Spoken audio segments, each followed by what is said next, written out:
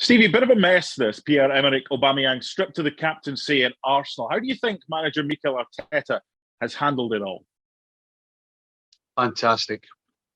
You know, when things like that happen, certainly when your captain steps out of line, every person in that dressing room is looking at the manager to see how he's going to handle this. You know, is he going to use kid gloves because he's the captain and he's a goal scorer and all of that stuff?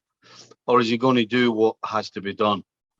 And Arteta has done what has to be done. You know, you can't have your captain turning up late or not turning up at all and just kind of looking like doing what they want, particularly when you're not scoring goals.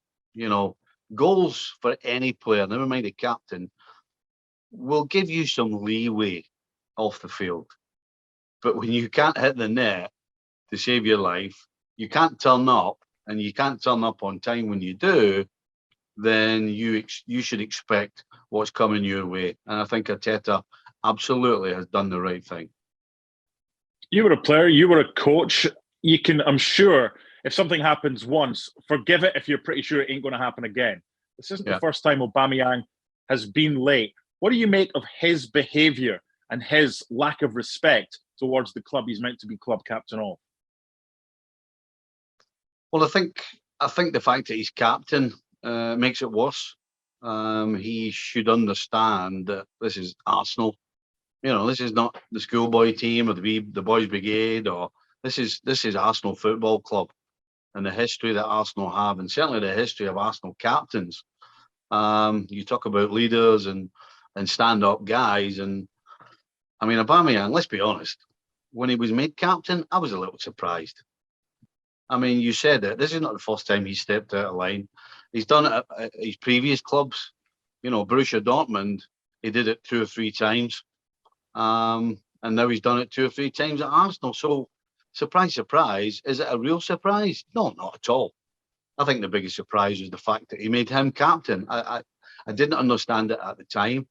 And I still don't understand it. Or I didn't understand it until he took it off him. So, listen, I think the fact that he's had to take it off him tells you that he shouldn't have given him it in the first place. You know, I've kind of gone from praising Arteta for doing the right thing, but ending up saying, you know what, he shouldn't have given him it in the first place. Anyway, back for Aubameyang at Arsenal. Do you think he plays for them again? Absolutely, yeah. No, the way back is pretty straightforward. It's about putting the ball in the back of the net. You could also add that the fact that he's on a ridiculous amount of money, then he isn't going anywhere soon. And unless Lacazette starts every game, which is doubtful, then there's no question Aubameyang will be back on the field.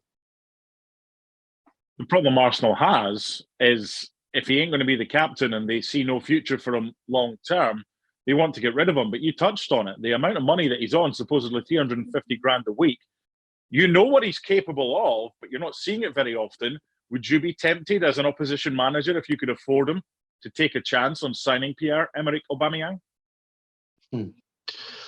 Do I sign a guy that's forgotten where the goal is? Do I sign a guy who, when he turns up late, or sometimes doesn't turn up? Oh, and he's probably going to be my highest paid player in the books. Do I want to put that guy in a dressing room? I guess that's a no. Well, that's Arsenal's problem, and whoever wants to sign him if they do. So if he doesn't have a long-term future, who do you see as potential replacements for him? Lacazette's out of contract at the end of the season. Callum Wilson of Newcastle has been linked. Dusan Vlahovic is a young striker at Fiorentina who's certainly a talent. Rather than names, what type of player do you think Arsenal need, as well as someone that bothers to turn up on time? I mean, it's a no-brainer. They need somebody who is a regular goal scorer. You know, you can't argue the way Arsenal pass the ball. You can't argue that they do create chances. But I think what they're lacking right now, anyway, is a real goal scorer. Lacazette is in and out. Well, he's in and out the team, but also when it comes to putting the ball in the net, he's in and out as well. We've already said Aubameyang's not scoring goals, so they need a goal scorer. The fact is, it's going to have to be a youngster. The fact is, it's going to have to be a job for the scouting department, because people like Vlahovic aren't going to go to Arsenal. Arsenal sitting outside the top four in the Premier League. Somebody like Vlahovic is going to want to go to the top teams. And right now, Arsenal are not a top team. And so anybody with the sort of reputation of this guy isn't going to Arsenal. That means that the coaching staff, the scouting staff are going to have to get their heads together and go searching and find the next Thierry Henry, for example, because none of the recognised centre forwards or the up and coming centre forwards, I don't think are going to go to Arsenal. So to give a name, I think is very, very difficult. Would Callum Wilson do a job? Yes, he would. But I don't think Callum Wilson gets them into the top four, put it that way. Thanks so much for watching ESPN on YouTube. And for more sports highlights and analysis, be sure to download the ESPN app. And for premium content and live streaming, subscribe to ESPN Plus.